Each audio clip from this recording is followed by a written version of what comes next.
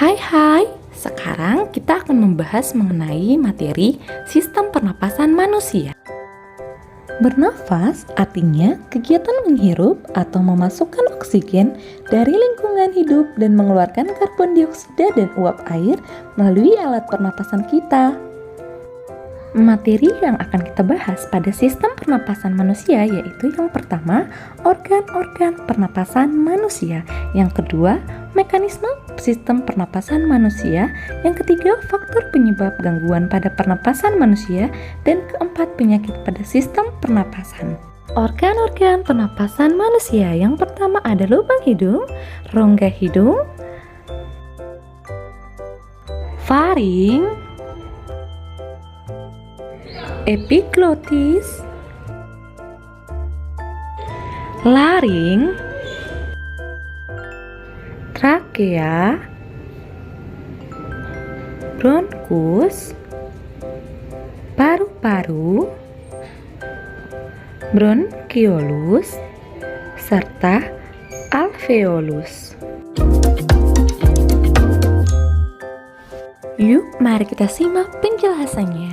Yang pertama, rongga hidung. Rongga hidung merupakan tempat masuknya udara dari luar. Rongga hidung juga selalu lembab karena memiliki lendir, memiliki tulang hidung, memiliki saraf pembau atau olfaktori, dan serabut saraf ke otak, serta memiliki silia saraf pembau. Fungsi selaput lendir dan silia yang pertama menyaring debu dan kotoran yang masuk ke hidung, kedua mengatur suhu udara, dan ketiga mengenali bau melalui saraf olfaktori. Organ pernapasan yang kedua ialah faring atau tekak. Udara dari rongga hidung akan masuk ke faring. Faring merupakan persimpangan antara rongga hidung ke tenggorokan atau saluran pernapasan dan rongga hidung ke kerongkongan atau saluran pencernaan. Pada bagian belakang faring terdapat laring. Organ pernapasan ketiga ialah laring. Pada laring terdapat pita suara dan epiglotis atau katup pangkal tenggorokan. Pada waktu menelan makanan, epiglotis akan menutup laring sehingga makanan tidak masuk ke tenggorokan.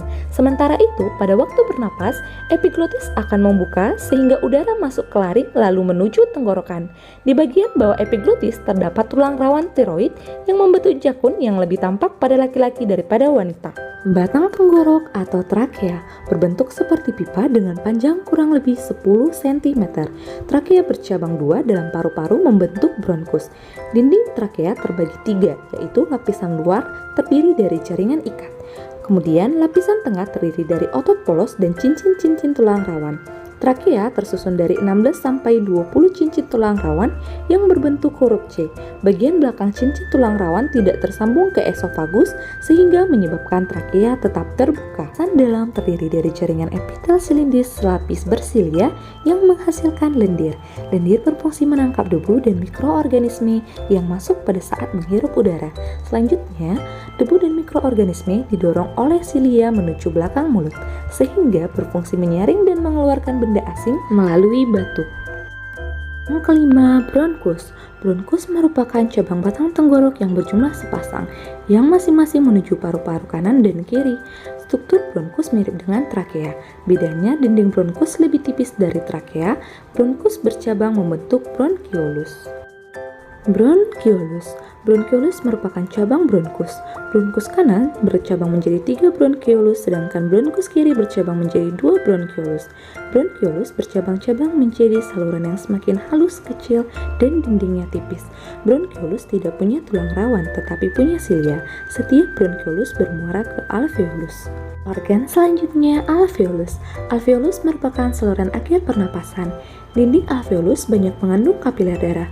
Pada alveolus terdapat pertukaran oksigen dan karbon dioksida dari sel darah ke udara. Struktur alveolus yang mendukung pertukaran gas yaitu dinding yang sangat tipis, sehingga gas-gas dapat berdifusi dengan mudah melewati membran alveolus. Alveolus merupakan kantong-kantong kecil yang mirip anggur atau alveoli yang jumlahnya sangat banyak karena fungsinya memperluas permukaan untuk pertukaran gas. Permukaan dalam dilapisi epitelium sehingga memungkinkan difusi gas antar oksigen dengan karbon dioksida.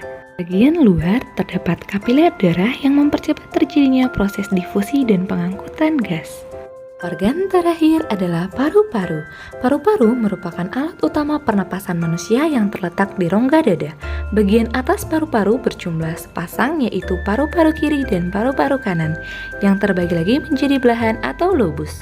Paru-paru kanan memiliki 3 lobus dan paru-paru kiri memiliki 2 lobus. Paru-paru dibungkus oleh selaput tipis rangkap 2 yang disebut pleura. Kedua paru-paru dibatasi oleh cairan pleura yang berfungsi sebagai pelumas sehingga mencegah terjadinya gesekan antara paru-paru dan dinding dada yang bergerak saat bernapas. Mari kita bahas mekanisme pernapasan. Apakah teman-teman sudah paham bagaimana mekanisme pernapasan yang terjadi pada manusia? Jika belum, yuk mari kita simak video berikut ini.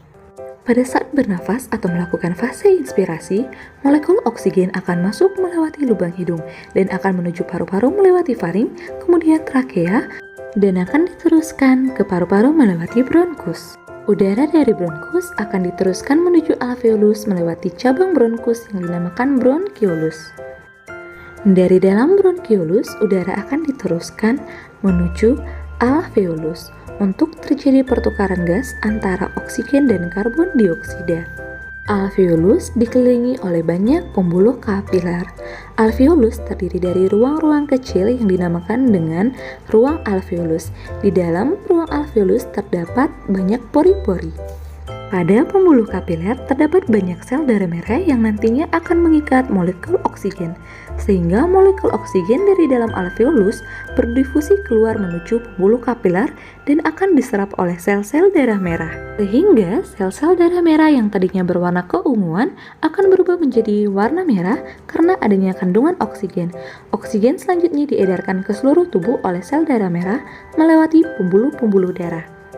Sedangkan molekul karbon dioksida akan berdifusi ke dalam alveolus dan akan berkumpul di dalam ruangan alveolus.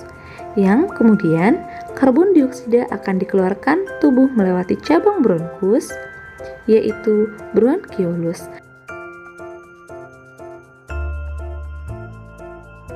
Kemudian melewati bronkus dan selanjutnya menuju trakea dan pada akhirnya akan dikeluarkan keluar tubuh melewati lubang hidung. Terjadilah proses ekspirasi.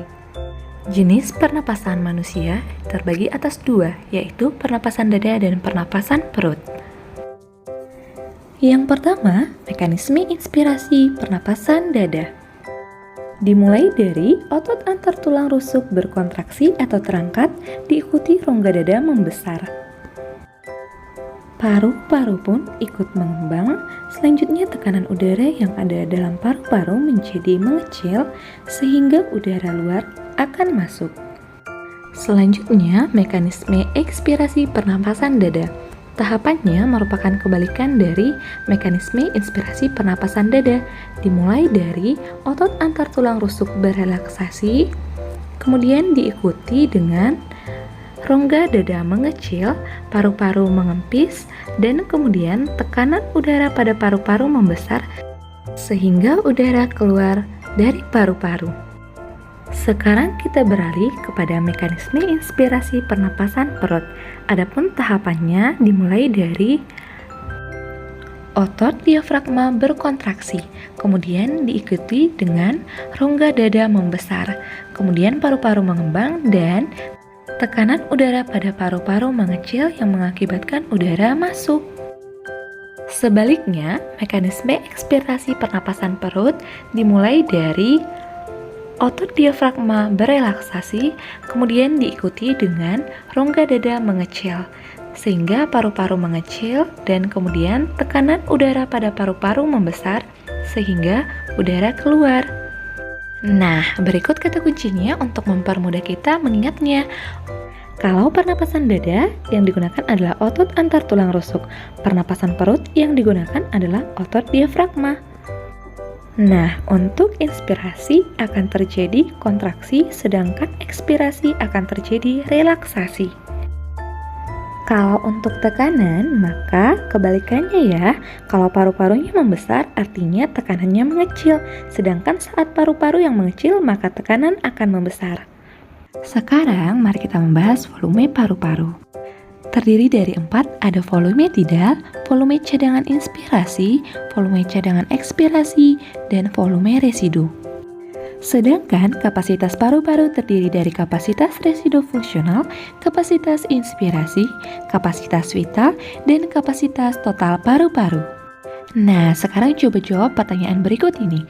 Apakah frekuensi pernapasan pada bayi dan orang dewasa berbeda? Tepat sekali, jawabannya adalah ya. Frekuensi pernapasan dipengaruhi oleh beberapa faktor, di antaranya yang pertama umur. Bayi dan balita memiliki frekuensi pernapasan yang lebih banyak dibandingkan orang dewasa. Hal tersebut karena volume paru-parunya relatif kecil dan sel-selnya sedang berkembang, sehingga membutuhkan banyak oksigen. Sedangkan orang tua, kontraksi otot-otot dada dan diafragma tidak sebaik masih muda, sehingga udara pernapasan lebih sedikit. Faktor kedua yaitu jenis kelamin. Pada umumnya, frekuensi pernapasan wanita lebih banyak daripada laki-laki. Hal ini disebabkan karena wanita memiliki volume paru-paru lebih kecil daripada laki-laki, sehingga frekuensi bernapasnya lebih banyak. Faktor yang ketiga ialah suhu tubuh. Metabolisme tubuh akan meningkat pada saat suhu tubuh menurun. Metabolisme tubuh berfungsi menghasilkan panas sehingga membutuhkan oksigen lebih banyak. Kemudian, faktor yang keempat ialah posisi tubuh. Saat orang berdiri akan membutuhkan lebih banyak oksigen dibandingkan saat seseorang pada posisi tidur. Faktor yang kelima ialah aktivitas tubuh. Orang yang memiliki aktivitas tinggi, maka frekuensi pernapasannya akan lebih cepat, sehingga membutuhkan oksigen lebih banyak. Gangguan pada pernapasan manusia dipengaruhi oleh beberapa faktor. Mulai dari gangguan yang disebabkan oleh debu, bau tidak sedap, asap, dan juga gangguan yang disebabkan oleh virus dan bakteri. Pada dasarnya, manusia menghirup udara bersih. Udara bersih sangat dibutuhkan untuk pernapasan. Udara yang bersih adalah udara yang tidak tercemar oleh partikel-partikel berbahaya.